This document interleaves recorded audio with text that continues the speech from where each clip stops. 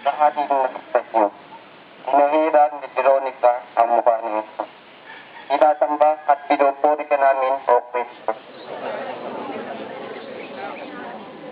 Panginoon, batit po lagi mong kinakantipalaan ang aming pagsisikap na makagawa ng mabuti. Hindi nababangada si Veronica sa iyong mga kagawa. Upang ikaw ay kanyang malapitan.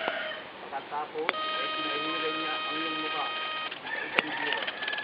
Sinanti mo karakarakas ang kanyang pagkahabag, lakas ng loob at katapatan.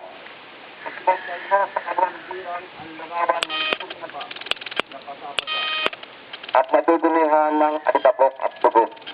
Panginoon, nais kong maging tapat sa iyo. Tulad ni Veronica, nais kong magiging sa paglilingkod sa iyo. At bilang gantimpala, tulad ni Veronica, ay hindi ko hinihintay ang nabagay na makalupa. Hihilin ko lamang ng aking kaluluwa ay maging larawan ng iyong kaluluwa.